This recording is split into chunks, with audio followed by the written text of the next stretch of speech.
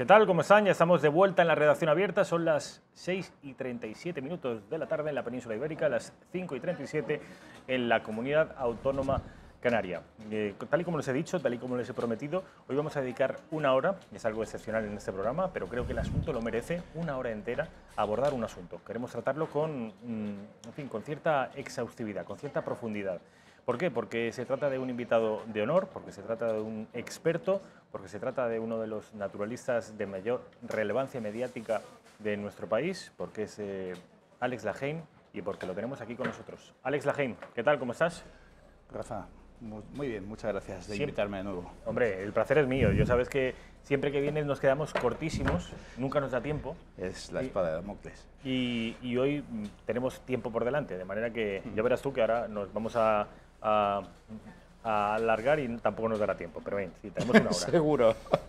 Seguro. Te quería decir, Alex Lajein, ya saben, lo he presentado, naturalista, es además, y esa es una faceta de la que nunca he hablado contigo, pero que me gustaría algún día hablar, no hoy, obviamente, pero dibujas.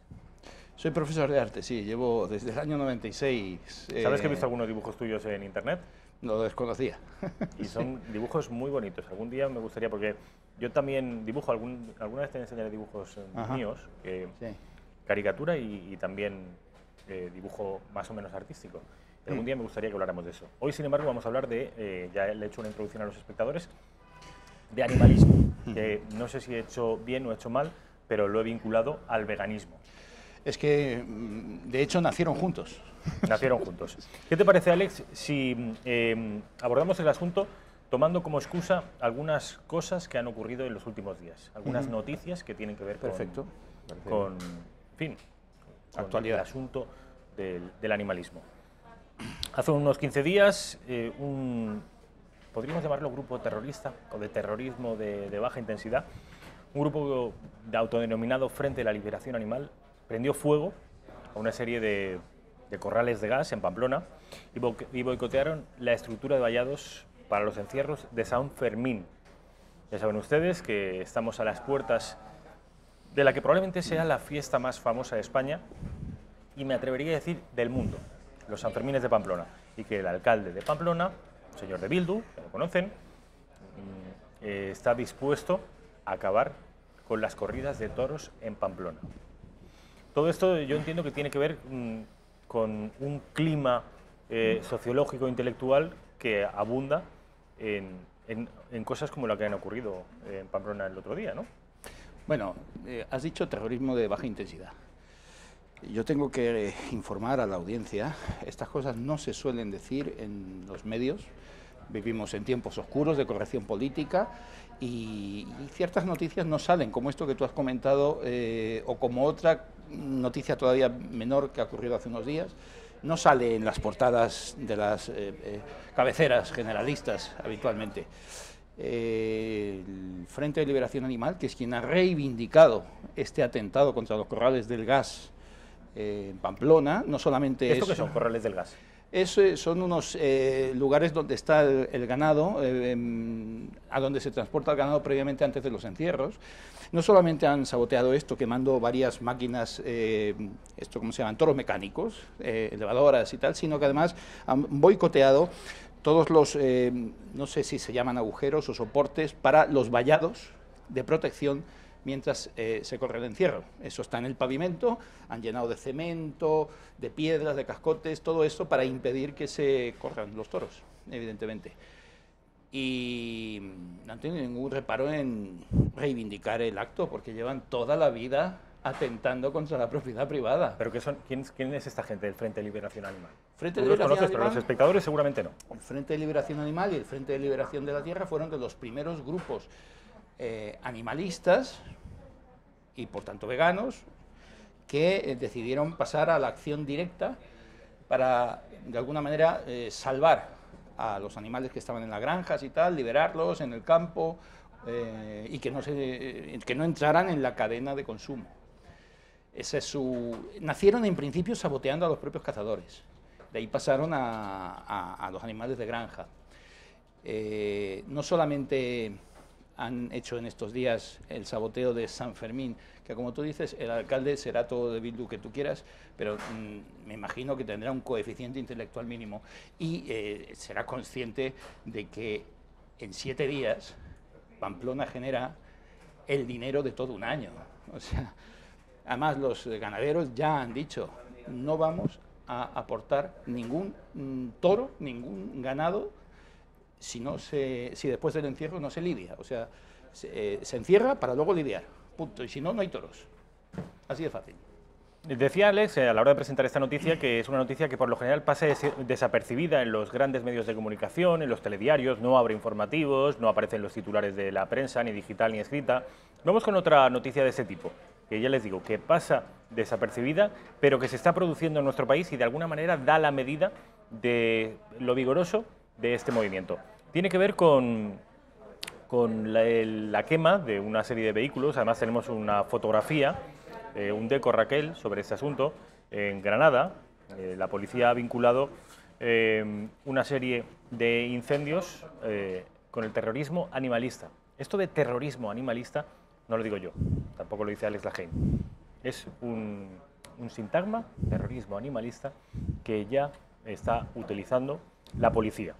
Recuerdo, importante, quemado un coche, ahí tenemos, creo que el periódico es La Voz de Asturias. La policía vincula en un incendio en Granada con terrorismo animalista. Este coche es un vehículo comercial, ha cometido el pecado de trabajar en alimentación, en concreto en la industria cárnica. Ese es el pecado que han cometido para que esa furgoneta acabe. No solo esa, han sido varios vehículos, ha sido el parque móvil de la empresa. ¿Entero? Sí, varios vehículos. ¿Y esto cuándo ha ocurrido, Alex? ¿Por qué no sabíamos nada de esto? Esto es de 26 de junio. 26 de junio, es decir, ¿ayer o anteayer? Ayer. ¿Ustedes se han enterado de esto? Yo le confieso que me dedico a esto, me dedico a la información, soy periodista y tampoco tenía ni idea. Ha tenido que ser Alex Lajein el que me dijera, Rafa, ha ocurrido esto, vamos a darlo, porque da la medida de cuán peligrosa se está volviendo la situación, Alex. Sí, realmente estos grupos, desde que nacieron, ya fueron bastante controlados por el FBI, nacieron en Estados Unidos, en Inglaterra, en Francia, y mira, tengo aquí un listado de cosas, pero mira, te leo textualmente. Desde febrero del año 2002, no solamente el Frente de Liberación Animal, el Frente de Liberación de la Tierra y todos estos, sino en conjunto todos los demás grupos que no son tan punteros, están catalogados por el señor James F. Jarboe, director de la sección de terrorismo nacional de la División de Contraterrorismo del FBI, como una de las 10 principales amenazas terroristas de nuestro mundo. Ahí es nada. Una de las 10 principales amenazas de nuestro mundo. Y probablemente ninguno de ustedes supiera que esto está ocurriendo, que esto existe. Sí, pero alguien podría preguntarse, pero esto, aparte de quemar coches de industrias cárnicas o de boicotear o de apedrear a los toreros, ¿han provocado alguna vez muertos? Ah, sí, por supuesto. ¿Tienen muertos en su haber? Sí, por supuesto. Mira, te voy a citar... Es tremendo, desde luego. Bueno, tengo listado de atentados quemando... mira aquí, queman año de 1995, queman un museo de la vida salvaje y dañan una cabaña forestal en la Columbia Británica canadiense. En el 77, a gran escala ecoterrorista, incendian unas cuadras de caballos en Oregón. Así, en 98, 2002, 2003, concesionarios de automóviles, granjas, incluso en España. Año 2011, la Guardia Civil detiene a 12 personas vinculadas con el Frente de Liberación Animal y pertenecientes a organizaciones como Igualdad Animal, en una operación antiterrorista. Se menciona expresamente la palabra terrorismo, simultánea, llevada a cabo en Vizcaya, Madrid, Asturias y Galicia. Y sigue el listado, la operación Beat Bike, que logró casi poner de rodillas a la industria peletera norteamericana en el año 2013. Así sigue el listado, o sea, ves todas las hojas que tengo aquí, son tremendas. Bueno, llegamos al año 2017, 5 de marzo. Año pasado. Chile. El grupo vegano animalista Individualistas por la Tierra Salvaje, ITS, de origen mexicano, logra hacer explotar una bomba en el domicilio en La Reina del director de la minera estatal chilena Codelco, salvando su vida de milagro. Con anterioridad, el mismo grupo de terroristas ya se había adjudicado los asesinatos de José Jaime Barrera Moreno, funcionario de la Universidad Nacional Autónoma de México y jefe de sus servicios químicos, ocurrido el 29 de junio del 2016, y también el del estudiante Ángel León de la Cruz. Lo cito, permíteme que lea y cito textualmente porque hay que ser muy cuidadoso con esto. Es que hay muchas veces que no, es que no está documentado, se está inventando los datos. Bueno, aquí está, nombres y apellidos de personas asesinadas. El estudiante Ángel León de la Cruz del Instituto Politécnico Nacional, que murió tiroteado el 18 de mayo del mismo año. Como digo, en ambos atentados el ITS se adjudicó su autoría, declarando a continuación que, y cita textual, los heridos y muertos que causamos son una ofrenda de sangre para la vida animal y la naturaleza salvaje. Y no bromeamos. Esto es textual. Me parece tremendo. Yo preguntaba si había muertos, lo desconocía, porque el terrorismo de baja intensidad, es decir, el que atenta contra bienes muebles o inmuebles, es una cosa. El que atenta contra las vidas humanas es otra. Bueno, pues también hay muertos en haber del terrorismo animalista. Esto no significa ni mucho menos que todas las personas que se consideran animalistas sean terroristas. Por favor, no nos hagan trampas, no nos cojan cortes diciendo cosas que no hemos dicho aquí. Estamos diciendo que es un movimiento que en algunos sectores se ha radicalizado al punto de atentar contra la vida de muchas personas. Un ejemplo español. Me gustaría que nos hablaras, porque una vez más es un asunto que la mayoría de nuestros espectadores va a desconocer, de un nombre. Y vamos a aprovechar para poner las fotografías. Mel Capitán. Melania Capitán, sí. ¿Quién es esta chica? Vamos a verla. Esta chica se convirtió en los últimos años en una especie de bandera o estandarte del movimiento cinegético. Era muy joven, era muy guapa, como se puede ver, era un amante de la caza, había sido introducido en el arte cinegético por sus padres y sus abuelos, y tenía de diferente con el resto de cazadores de nuestro país, por ejemplo, el que ella era gente del pueblo, trabajaba en un supermercado, era cajera de un supermercado, no se iba a países extranjeros a por trofeos carísimos y exóticos, no, ella cazaba aquí conejos, cazaba corzos, en fin, lo que hace cualquier cazador de nuestro país. Ella se convirtió pues un poco en la banderada del movimiento cinegético, incluso pesquero, pero en el momento en que sus redes sociales abrieron al público el que ella cazaba, no se lo perdonaron, primero por ser mujer. Eso desbarataba el discurso de los animalistas. No podía ser que una mujer estuviera en un sector que ellos bombardean publicitariamente como de cavernícolas hombres. Luego, además, resulta que lo hacía sin vocación de lucro. Era simplemente una chica que cazaba los domingos porque le gustaba el campo, le gustaban sus perros y le gustaba la caza. Bien, y fue amenazada. Esta chica fue amenazada por diversos grupos animalistas.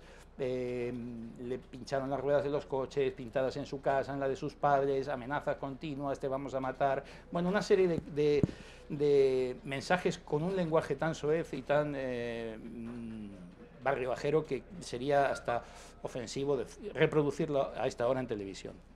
¿Tú la llegaste a conocer? Yo llegué a coincidir con ella, no llegué a saludarla, sé que coincidimos en alguna feria de caza aquí en Madrid, y incluso llegaron a su puesto de trabajo a hablar con sus jefes para que la despidieran por ser cazadora.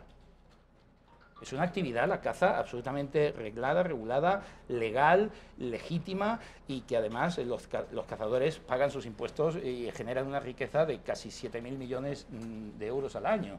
Y bueno, pues llegaron a ese punto. Ella estaba muy acosada. Un buen día, hace unos cuantos meses ya, cogió su rifle y se pegó un tiro.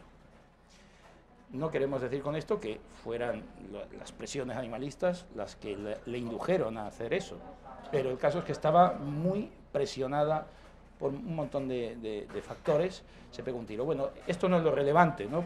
Las causas. Lo relevante es que una vez que murió,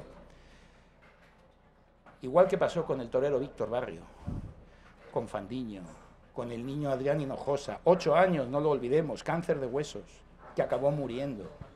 Igual que pasó con todos estos y otros más, que seguramente me dejo en el tintero, la familia de Mel Capitán tuvo que sufrir el acoso perpetuo. Yo tengo un epitafio escrito en esa misma noche en la que ella se suicida, que corrió mucho, corrió como la pólvora por toda la prensa y las redes al día siguiente. Yo lo vi. No lo he querido borrar, es el único de mis artículos en el que no he querido borrar los comentarios, ahí está reflejado, se titula Los monstruos sí existen, hay miles de comentarios amenazantes, obscenos, llamándola de todo, una vez muerta, a ella, a su familia. Se denunció, la Real Federación Española de Caza lo denunció, ha salido la sentencia ahora, por un delito de odio.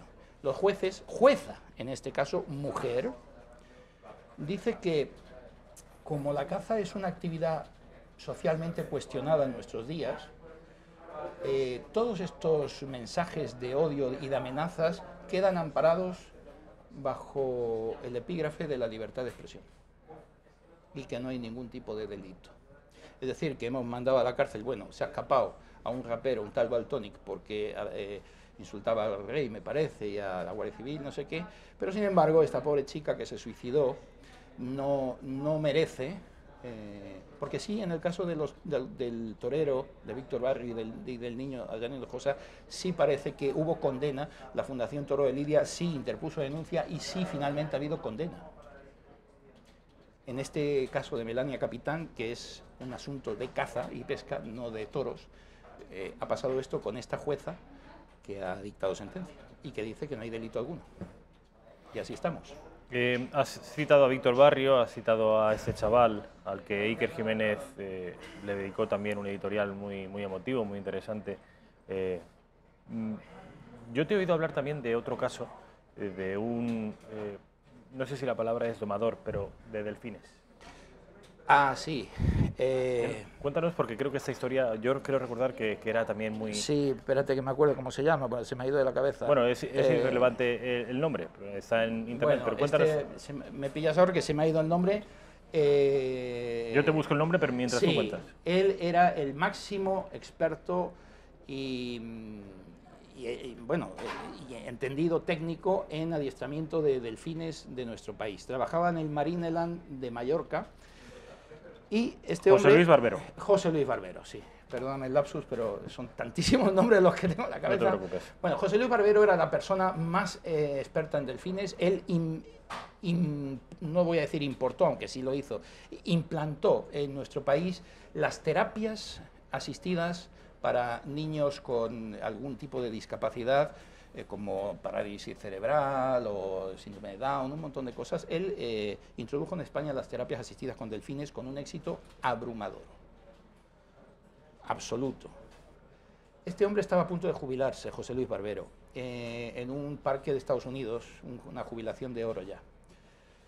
De Florida, creo recordar, ¿no? Sí, no me acuerdo muy bien cuál era, pero ya tenía todo arreglado, o sea, le mandaban allí como jefe de entrenadores, honorífico, no sé qué. O sea, toda una vida dedicada a los mamíferos marinos. Un amante de los delfines. Un grupo animalista, SOS Delfines, lo digo abiertamente para que se oiga bien, SOS Delfines, y sus acólitos pusieron unas cámaras en unos balcones que daban a la piscina central del Parque Marineland. Lo acusaron de maltratar a los delfines, públicamente, sacaron a la luz esto. Fada fue quien directamente dio publicidad a esto y se le denunció. Tuvo que venir posteriormente un perito a demostrar que la grabación era falsa, que se había acelerado la imagen y que se había colocado un audio que no era, para dar la impresión de que él en la piscina estaba pateando al delfín e insultándolo. Pero el mal ya estaba hecho. Esto salió en primera plana, esto sí salió, esto sí, en primera plana, en todas las cabeceras. Bien, cuando ya José Luis Barbero vio que aunque estaba demostrado que la acusación era infundada, ya tenía su prestigio deshecho. Imagínate lo que es esto, corre como la pólvora la noticia, su prestigio queda por los suelos. Este hombre, en vez de irse a Estados Unidos, un día coge su coche, se mete en un aparcamiento y se pega un tiro con un revólver que lleva en la guantera. Deja una carta y hasta el día de hoy dijo: me han destrozado la vida. Tal cual. Yo esto mismo lo conté ante casi 2 millones de personas en un programa de televisión, como tú sabes, Cuarto Milenio, y después de la emisión del programa empecé a recibir llamadas amenazantes. Y la productora. Sí, sí. Y de llevarme a juicio por haber dicho esto en televisión. La señora responsable de esta grabación de vídeo me acusó directamente a mí. ¿Te ha denunciado? Ah, no sé si lo ha hecho. Me dijo que el día que saliera al juicio, que por lo visto aún no ha salido, que me iba a citar a declarar a mí y a todos los que nos dedicamos a la divulgación, porque a fin de cuentas yo solo cuento las cosas. Y él en la carta, al contrario que Mel Capitán, que en fin, no es seguro que se quitara la vida por consecuencia de las amenazas que recibió, este señor, Barbero, sí se suicidó por los insultos, las amenazas. Sí. No, él sí que lo dijo en la carta, lo dejó claro. Dos hijos dejó, ¿eh? Porque Mel Capitán no estaba casada ni era madre, él dejó familia. Sí, lo dejó bien claro, me han destrozado la vida. Esto es durísimo, pero eso está pasando. Supongo que este asunto de Barbero y los delfines tampoco lo conocían. Bueno, pues la presión de algunos sectores radicales del animalismo llega hasta este punto, al acoso y a la inducción al suicidio en algunos casos extremos. Repito, no queremos decir con esto que el animalismo sea un movimiento homogéneo que sea intrínsecamente radical. Pero sí que hay casos de estos y hay que, pese a la corrección política, estamos aquí para denunciarlos. ¿Te parece que vayamos a publicidad y a la vuelta empezamos a dibujarles un paisaje más o menos general de lo que es el animalismo, cuál es su origen, cómo, cuándo y por qué empieza? ¿Te parece que hagamos esto? Vamos a publicidad. Vamos a hablar, a la vuelta de publicidad me están diciendo que aún no podemos ir a publicidad. A la vuelta de publicidad vamos a hablar de lo que tú has denominado, Alex, el origen del mal, que es el ideólogo o los ideólogos o los fundadores del animalismo, su evolución. Vamos a desentrañar las mentiras, vamos a derribar los mitos sobre los que está edificado el animalismo y vamos a hablar de teorías conspirativas, vamos a hablar de la relación con el veganismo y vamos a hablar también de en qué momento y si tiene dinamismo el movimiento animalista en nuestro país. Porque saben ustedes que existe un partido que está ganando votos de manera muy acelerada. Vamos a analizar todos estos temas y algunos más a la vuelta de publicidad.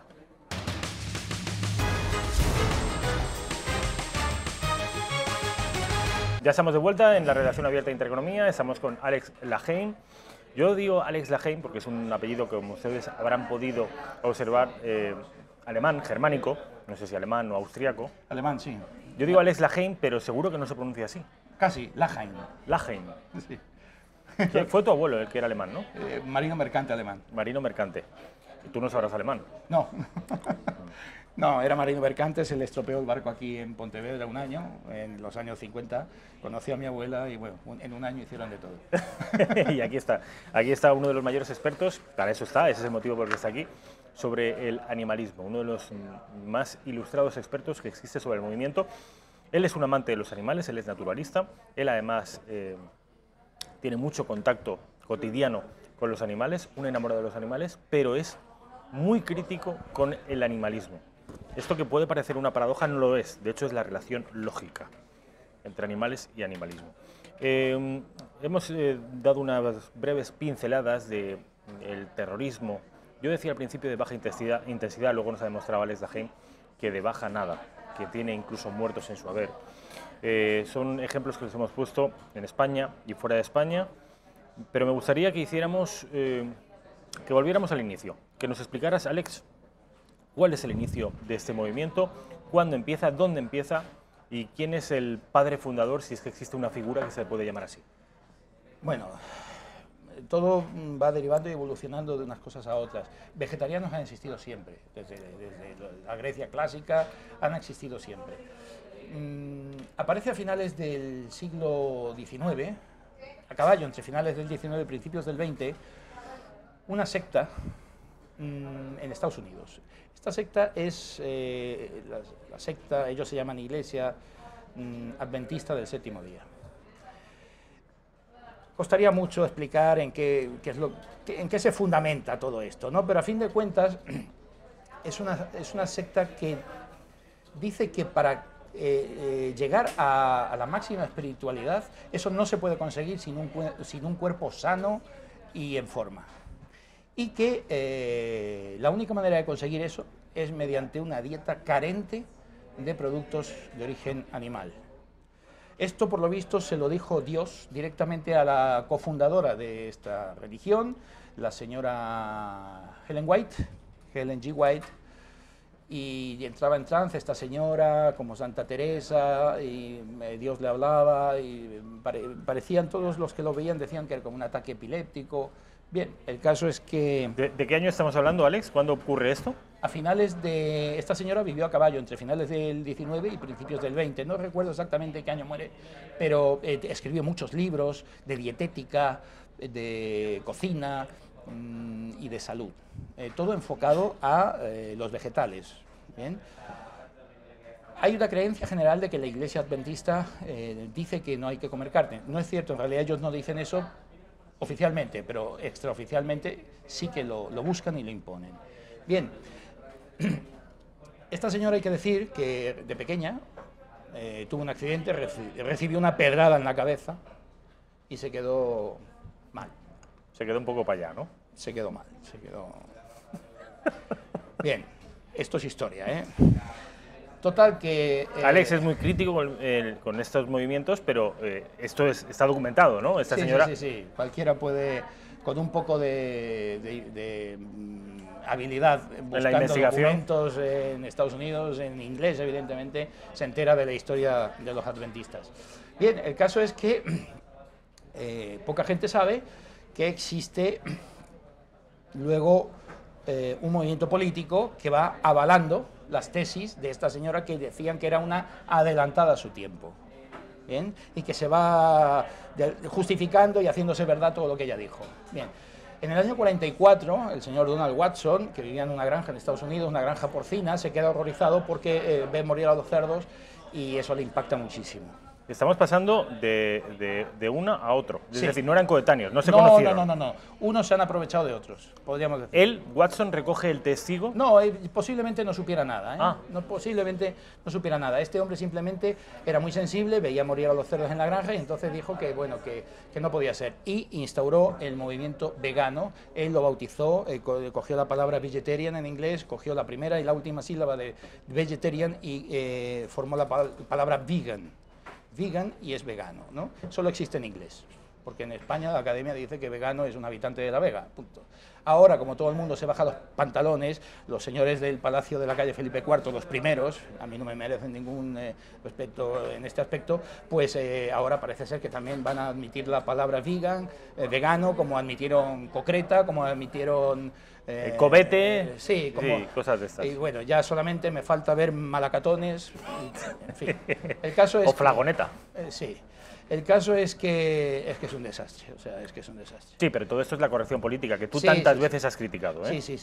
O sea, estos están dejándose avasallar por la corrección política. No. Esto yo llamaba a 2 o 3, nada más, que respeto, entre ellos a Pérez Reverte, y, oye, que voy a prender fuego y les prendo fuego a Pérez Reverte, de todas maneras, es de los más combativos, ¿eh? Sí, Pérez Reverte, no, es que hay que ser, hay que llamar al pan y al vino.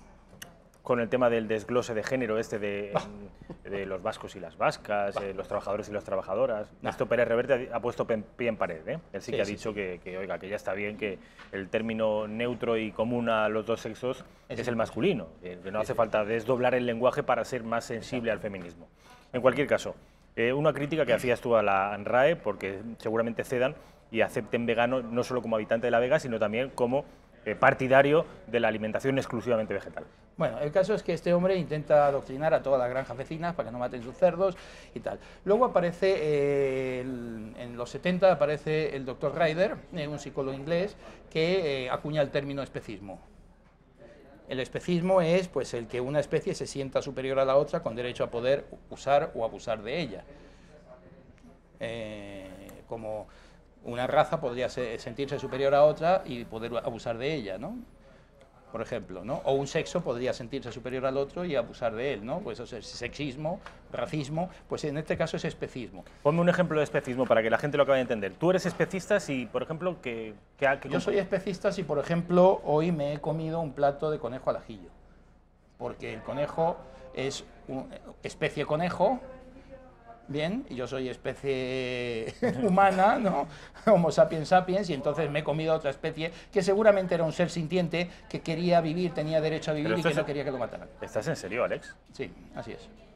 Es decir, hay un término, se ha acuñado un término para designar a las personas que atentan y se comen a otras especies. No solo se las comen. Si yo me como una hamburguesa soy un especista porque estoy devorando a otra especie. A otra especie, sí. Sí, sí. Pero si, por ejemplo, llevas un zapato de cuero, sí, eres especista. También. O un jersey de lana. Bueno, no me mires a mí que tú también eres especista. Yo, pues es más, mira, esto es de lana. Y además tienes ahí no sé si es un diente o un cuerno, ¿qué es esto? No, es un diente, sí, pero esto es un amuleto de una vez que casi resucité bajo el agua. Pero es otra historia. Pero si usas miel, comes miel, estás explotando a las abejas. Si comes huevos, aunque sean camperos, es, como dicen ellos, la regla de las gallinas. ¿Cuál es esa? Ah, la regla, la menstruación. La menstruación de las gallinas, no te los puedes comer, los tienes que pisar. En todo caso, que se los coman ellas, las gallinas, tú no.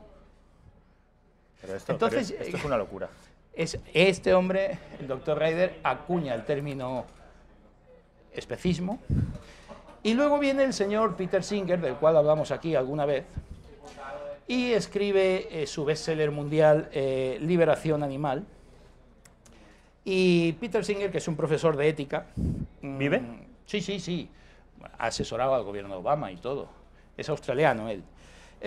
Bueno, pues este hombre, digamos que de alguna manera sienta las bases del animalismo. Es decir, teníamos al vegano que era animalista y no lo sabía, que era Watson, a Ryder, que acuña el término especismo, y luego ya el que le da forma a todo el paquete es Peter Singer. ¿Este podríamos decir que es la figura principal sobre la que pivota la ideología? ¿El profeta? Sí, sí, sí, del animalismo sí. Tuvimos aquí un invitado que, recuerdo, negó conocer el libro de Singer. Eso es mentira, o sea, es imposible. O sea, todos han leído Liberación Animal.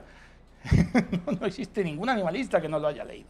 ¿Y en ese libro se dicen cosas controvertidas? En ese libro se dicen cosas... Lo vas a buscar, si te parece, mientras nuestros espectadores ven un vídeo de lacontra.tv, es este canal de televisión, es esta productora que emite vídeos. Entrevistan a un experto en animalismo. Vamos a ver si te suena este señor. El fundamento animalista es que el animal tiene derechos y que el animal sufre, pero ellos hacen distinciones entre distintos tipos de animales. Entonces, si tú consumes o haces uso de los productos animales, estás explotando al animal, aunque sea la miel. Entonces, si tú haces eso, ellos se sacan de la manga el término especista, que es decir, lo mismo que racista, ¿no? Entonces, este movimiento que busca el acabar con el consumo de cualquier producto de origen animal, o sea, que tú no puedas consumir huevos, no puedas consumir leche, queso, unas gambas a la plancha, lo que sea. Bien, estos señores hacen distinción. Y entonces resulta que unos animales sí pueden vivir y otros no. Cuando el hijo de un animalista viene con piojos del colegio, bien que los mata.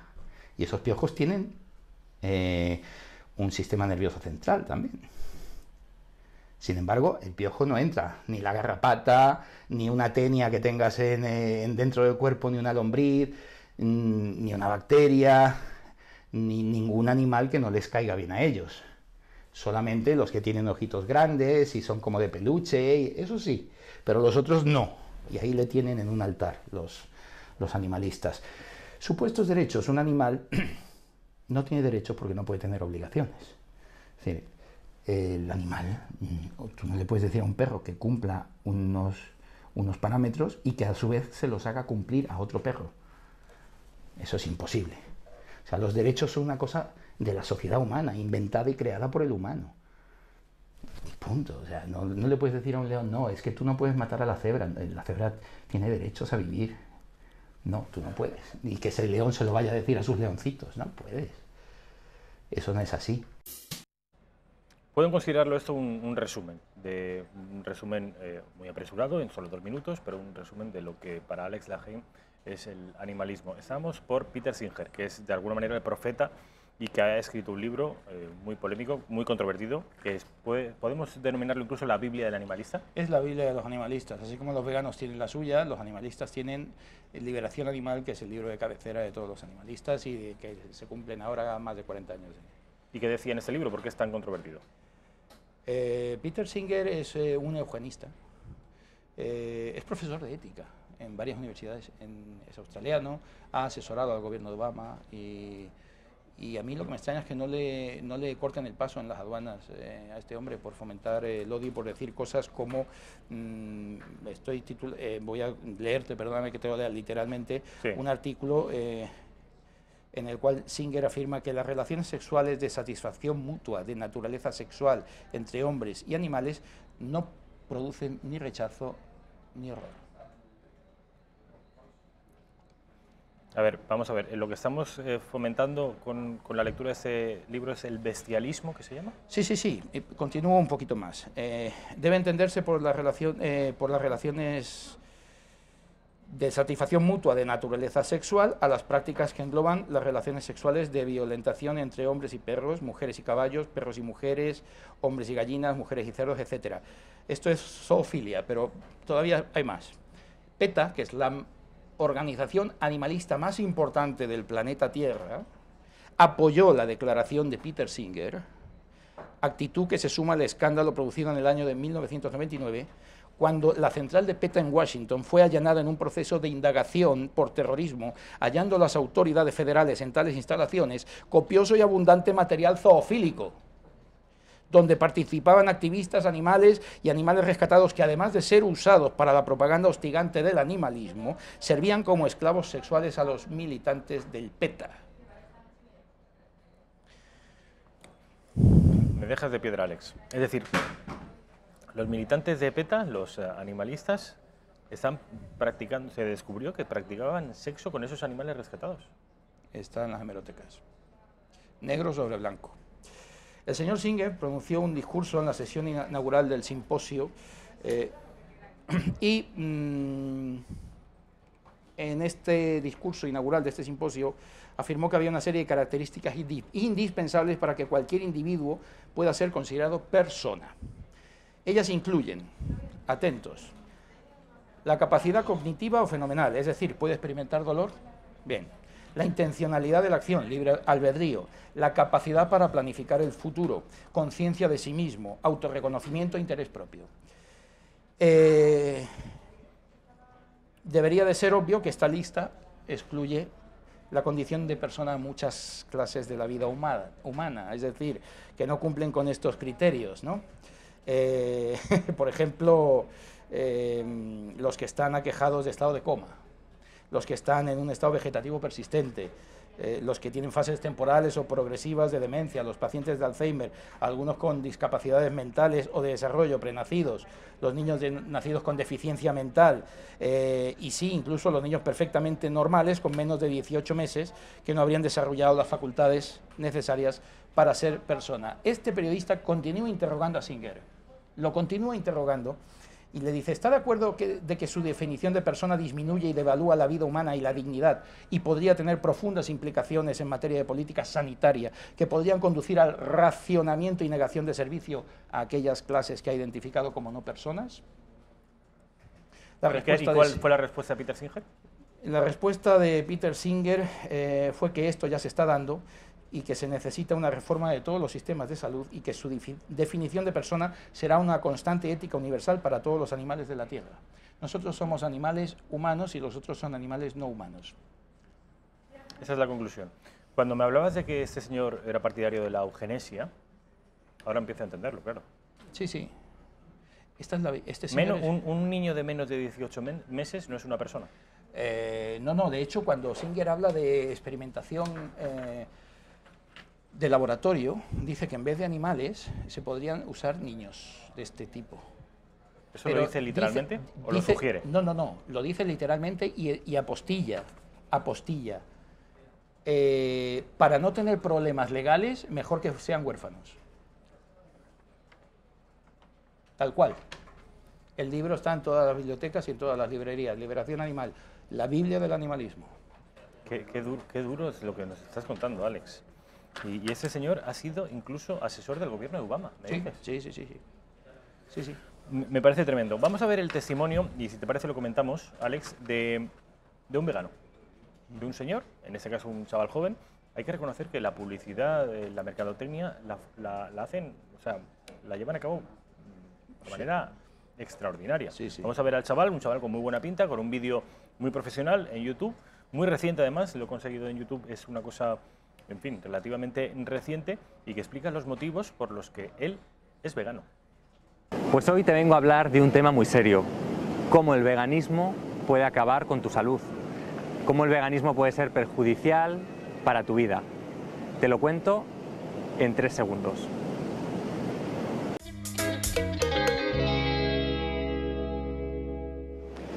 Pues sí, el veganismo puede ser perjudicial para la salud. Bueno, a ver, una alimentación vegana y cualquier alimentación. La alimentación vegana lo que quiere decir es que tomas 100% vegetal. Y esto puede ser saludable si lo haces bien o no saludable si lo haces mal. El veganismo no es salud.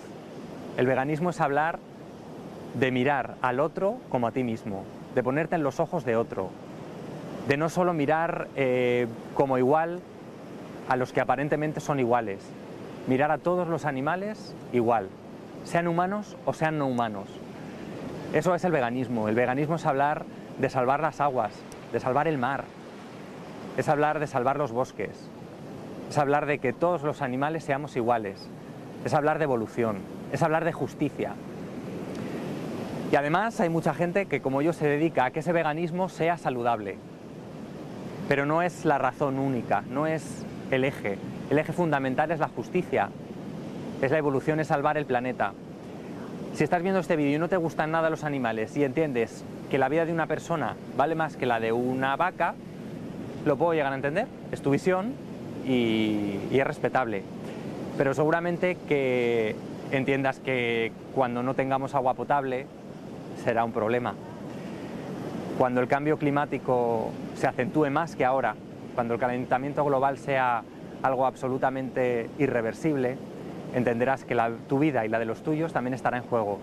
El veganismo también tiene que ver con eso. Si todo el mundo llevara una alimentación vegetal, el mundo cambiaría. Se paralizaría parte del cambio climático, los bosques se salvarían, no podemos seguir comiéndonos bosques. Y dirás tú, ¿por qué los bosques tienen que ver con el veganismo? Se roturan los árboles para hacer plantaciones y esas plantaciones sirven para alimentar al ganado. Y además el ganado también ocupa espacio. Es insostenible. El futuro es vegetal.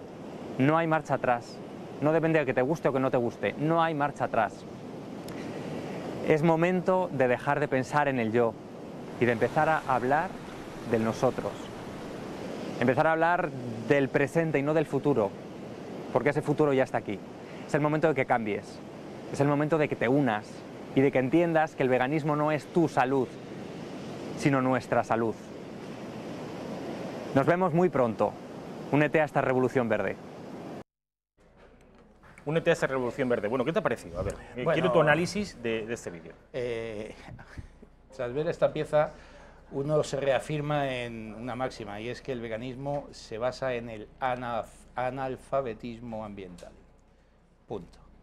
Todo lo que ha dicho ahí, la inmensa mayoría es una sarta de mentiras que no se sostienen.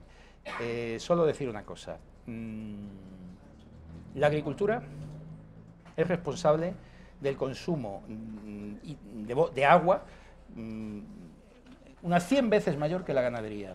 Es la responsable directa de la tala de todos los bosques. No hay que olvidar que los orangutanes están desapareciendo por las plantaciones de aceite de palma. El aceite de palma no es para alimentar al ganado. El aceite de palma es para hacer bollería industrial y un montón de otras cosas, que es un aceite polivalente que aguanta altísimas temperaturas.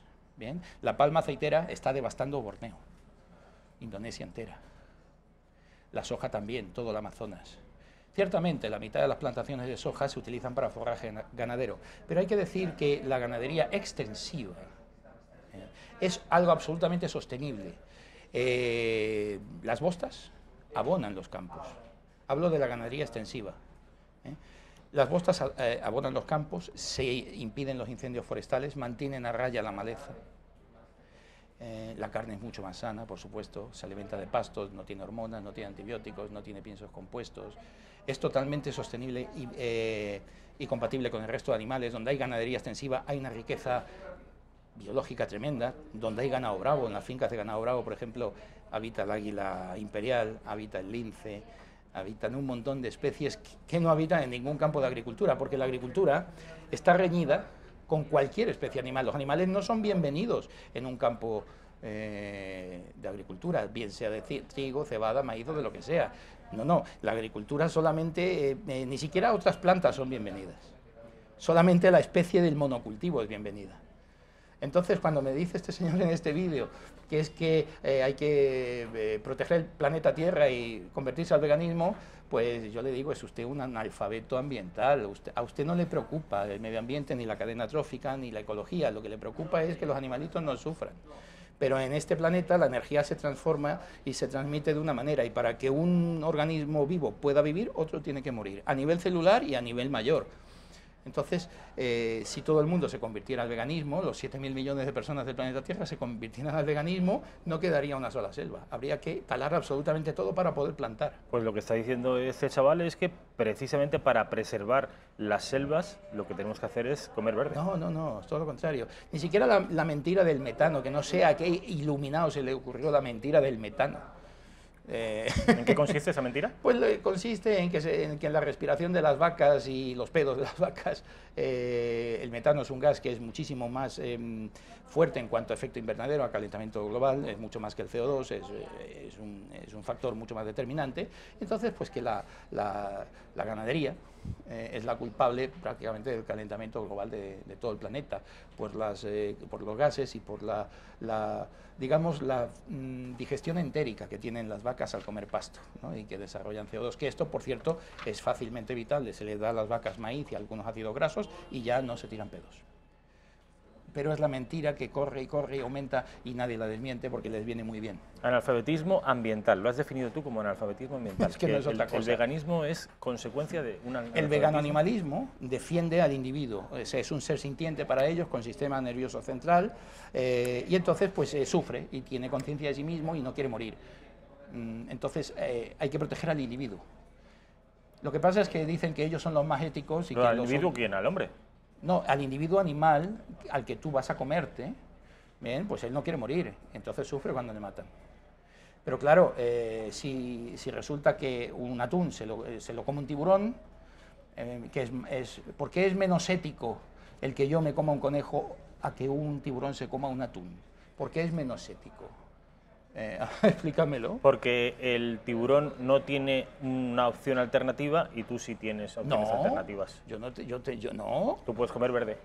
El tiburón... No, el 90 y tantos % de los vegetales de la Tierra son venenosos para el ser humano. No. ¿El 90 y tantos %? Sí, claro. Nosotros no tenemos un sistema masticatorio para poder rumiar y destruir, disgregar la celulosa, ni tenemos un sistema digestivo para poder disgregar esa celulosa como tienen los animales con más de un estómago, que tienen un rumen y que el bolo alimenticio suba o baja, o en el caso de los caballos que tienen un intestino grueso, que es una cuba de fermentación. Nosotros no tenemos eso. Nosotros, cuando nos pusimos de pie, aligeramos el tracto digestivo y lo hicimos más corto porque somos carnívoros, somos omnívoros en realidad, y nos pudimos poner de pie porque el centro de gravedad pues nos obligó a quitarnos esa panza de encima, si no, no podríamos andar en bipedestación. Entonces todo esto es una sarta de mentiras y de patrañas que la gente se cree. Otros dicen, no, porque es que no, hacemos así y así. ¿Qué vas a poder hacer así? ¿Para rumiar como una vaca? No, porque los caninos, pero si tenemos caninos igualmente. Se han retraído con el paso de los años, pero sigue habiendo caninos. Una vaca no tiene caninos. Sí, aquí están los colmillos. Claro. El estudio China, ¿qué es esto? Bueno, este estudio es el título de un libro de un señor que se llama Colin Campbell, un científico de prestigio, con más de 600 publicaciones. Bueno, pues él trabajó en el proyecto China que dirigieron durante 20 años las universidades de Oxford y de Cornell para comparar la dieta de la China rural con la de los Estados Unidos y ver los pros y los contras. Y obtuvo unos resultados muy interesantes, hay que decir, y este hombre luego escribió un libro, bestseller, lo ha hecho millonario, igual que a tantos otros que se han ido al lado oscuro y han hecho dinero, ¿no?, a costa del medio ambiente. Bueno, pues lo ha hecho millonario, y en este libro este hombre aporta una serie de datos, es bestseller, es la Biblia de los veganos. Bien, una serie de datos que a él le interesan, los que no le interesan no los publica, los filtra, y todo su empeño es en querer demostrar que la proteína animal produce cáncer y un montón de enfermedades más, diabetes, hipertensión, cardiovascular, de todo. Como no lo consigue porque no existe un solo informe o documento científico que establezca una causalidad entre la proteína animal y el cáncer, como eso no existe, entonces se dedica a echarle la culpa al colesterol. Y entonces dice que como el colesterol sí proviene de muchos animales, pues que entonces la proteína animal es la culpable del cáncer de mama, del bucofaringeo, de un montón de cosas, de todo. Tú lees el estudio China y acabas aterrorizado, o sea, te metes un trozo de filete a la boca y estás con el tenedor haciendo así y con la mano en el corazón esperando que te estalle dentro del estómago. O sea, así de gordo es el tema. Este libro, bestseller, repito, coescrito con su hijo, y que de alguna manera filtra una serie de datos, pero está tan extenso que la gente luego no se preocupa en cotejar esos datos, se lo cree, ya ha sido rebatido, ya ha sido rebatido. Igual que lo del metano ha sido rebatido ya también, o sea, lo de las vacas. Ese mito ha caído, ¿no? No, se ha demostrado. Esto también se ha demostrado que es falso, totalmente falso. Y no sabemos qué intereses tuvo este hombre para escribir ese libro, suponemos que económicos. Pero antes de escribir ese libro decía todo lo contrario. Referente al consumo de leche de los chinos, decía que en las zonas de China, por ejemplo, donde se consumen lácteos y leches, el índice de masa ósea era muchísimo mayor, más fuerte, más tal, más cual. Luego llega, escribe este libro y dice todo lo contrario. Bueno, pues los veganos lo tienen en un altar. De la misma manera que el libro Liberación Animal de Peter Singer es la Biblia de los animalistas, el libro de este señor es la Biblia de los veganos, ¿no es así? Sí, pero hay una cosa importante que se me ha olvidado decirte antes. Cuando los adventistas del séptimo día llegan a los años en los que se crea el veganismo, ellos, que tienen miles de adeptos por todo el mundo, dicen: esta es la nuestra. Esta religión, esta secta, tiene hospitales, centros de salud, etcétera, etcétera, de todo tipo, la Universidad de Andrews, la de Loma Linda. Bueno, total, que se crea la ADA. El ADA es la American Dietetic Association. Bien, pues el ADA emite una serie de informes, el primero en el año 1980, una serie de informes vinculantes, es decir, que luego todos los organismos internacionales, la UNICEF, la FAO, y universidades, etcétera, se basan en estos informes del ADA, ¿bien? Y estos informes del ADA son escritos por unos señores de la secta adventista del séptimo día. No te lo vas a creer, pero es así. Dice la declaración de posición, te la vuelvo a leer literalmente para ser escrupuloso exactamente. Exacto. Declaración la última, del año 2009, del ADA, American Dietetic Association. Bien. La posición de la Asociación Dietética Estadounidense es que las dietas vegetarianas planificadas adecuadamente, incluidas las dietas vegetarianas o veganas totales, son saludables, nutricionalmente adecuadas y pueden proporcionar beneficios para la salud en la prevención y el tratamiento de ciertas enfermedades. Las dietas veganas bien planificadas son apropiadas para las personas durante todas las etapas del ciclo de la vida, incluidos el embarazo, la lactancia, la infancia y la adolescencia, y para los atletas. Esto, tal cual, es revisado por una serie de señores dirigidos por el dietista y bioquímico Winston Craig, líder de la secta adventista del séptimo día, y luego el resto de los revisores son la señora Catherine Conway, miembro vegetariana del grupo de prácticas de dietética y de nutrición vegana, Virginia Messina, vegana por razones éticas, Elizabeth Tilak, miembro del grupo de práctica dietética, y Anne Reed Mengels, vegana por razones éticas. Lo que no dicen, cuando todos los veganos citan los estudios de la American Dietetic Association, que ahora ha tenido que cambiar de nombre y todo por problemas legales, lo que no dicen es que estos informes que avalan las dietas veganas en niños recién nacidos, están escritos por veganos. ¿Dónde está la imparcialidad, la incompatibilidad ¿dónde está? Están escritos y avalados por veganos, todos, todos. Dices que esta dieta también está incluso preparada o sugerida para ofrecérsela a los niños. Sí.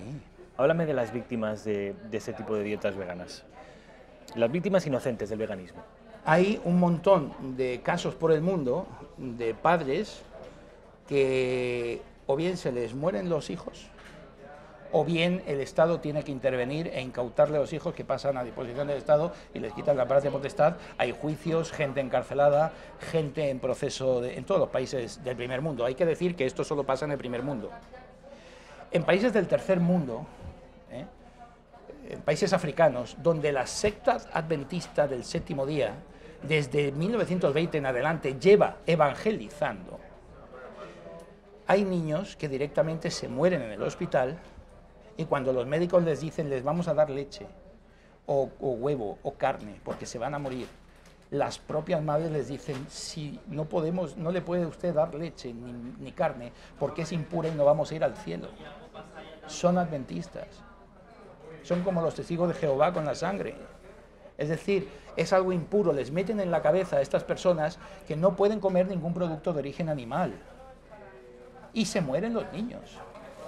Y aquí pasa lo mismo en el primer mundo, lo que pasa es que aquí pues, los sistemas de salud son diferentes y aquí hay que... Y la protección del Estado también es capaz de acoger a esos niños. Pero hay niños que son insalvables o que luego tienen unas carencias tremendas, cerebrales, pérdida ósea, de dientes, porque hay que tener en cuenta que estas dietas nos las venden como naturales. De naturales no tienen nada. Para poder tener un adulto, una supervivencia en estas dietas, tiene que ser un experto en nutrición, pero catedrático en nutrición. Para tener toda la cantidad de nutrientes, proteínas, hidratos, vitaminas, minerales, para tenerlo todo hay que ser un químico de la comida, vivir para eso, dedicarte en cuerpo y alma, full time a eso.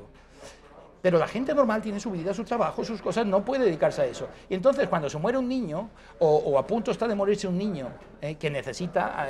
Pero se han muerto niños en el primer mundo, en Europa o en Estados Unidos, sí, se han muerto porque sus padres han empeñado. Sí, ¿Hay claro ejemplos? Sí, claro que hay ejemplos, claro que hay ejemplos. En el año 2008 en Escocia, yo tengo entendido de una niña con raquitismo. Sí, esa murió. Raquitismo en Escocia, sí. no en Sudán del Sur, en Escocia. Y la de Inglaterra, tú fíjate que luego después hubo una niña, la que tienes tú aquí en Londres, esta de 9 meses, tenía una deficiencia de D3, de B12, de calcio, de zinc, de un montón de cosas, ¿no? Porque es que estas dietas son carentes en un montón de cosas, carnitina, carnosina, ácidos grasos como un omega 3 como el HDA, por ejemplo, que solamente sale del pescado, que por mucho que te digan que puede sintetizarse de otros vegetales, no es asimilable. Es como el B12, te dicen, no, pero también hay un alga, la clorela, que no, pero es que sí lo tiene, pero no es asimilable por el hombre. Pero claro, hay que saber que no es asimilable. Te dicen, no, se puede sacar de un alga, y tú te lo crees. No, pero es que el del alga no sirve, no es asimilable. Entonces resulta que esta niña concretamente de 9 meses, los padres se vinieron a España. Dijeron, como en España hay sol, vamos a que le dé el sol y entonces recupera la vitamina D3. No mejorara, volvieron a Inglaterra y la niña se les murió. Y la madre luego se suicidó al muy poco tiempo. Apareció flotando en la playa. ejemplos terribles de algunos animalistas, algunos veganos que han llevado su obsesión ideológica hasta el extremo. Tenemos ejemplos en el primer mundo, aquí al lado, en Escocia. Tenemos ejemplos en Atlanta, en los Estados Unidos. Tenemos ejemplos en Londres. Tenemos ejemplos en muchos lugares. En Italia, hace poco, hace unos meses. Sí, se han quitado la custodia. La custodia a unos padres que se empeñaban en no darle ni carnes. Yo soy padre desde hace menos de 2 años. ¿Cómo no le vas a dar a un niño carne, pescado, huevos? ¿Cómo no le vas a dar una dieta lo más rica posible, lo más... En fin. Pero es que además, cuando pasa un caso de estos, porque un adulto puede sobrevivir durante unos cuantos años, e incluso podría llegar a viejo, bueno, a viejo no, o sea, a ver, no hay centenarios en esto, ¿eh? No existen los centenarios en ningún país. No hay un solo vegano que esté catalogado como centenario, que pase de los 100 años. Ninguno. No existen. Bueno, pues cuando pasan estas tragedias, saltan porque esto es una secta, que te hacen bullying. No te puedes salir, y si te sales, van a por ti a degüello. Sí, sí, están todos muy... es corporativo el asunto, ¿entiendes? Bueno, pues dicen, no, es que esto pasó porque la dieta está mal planificada. Siempre se agarran a eso. No, la dieta funciona. Pasa es que estos padres la tenían mal planificada, no tenían ni idea. Pero no podemos culpar a todo el colectivo vegano porque nosotros somos muy sabios haciendo nuestras mezclas de cereales con leguminosas, ¿me explico? Desde luego, no sé si ustedes, yo supongo que después de haber escuchado a Alex durante toda esta hora, tendrán una idea muy diferente de lo que es el veganismo, el animalismo, esas dietas que excluyen deliberadamente, de manera obsesiva, todo cuanto tenga que ver con proteína animal.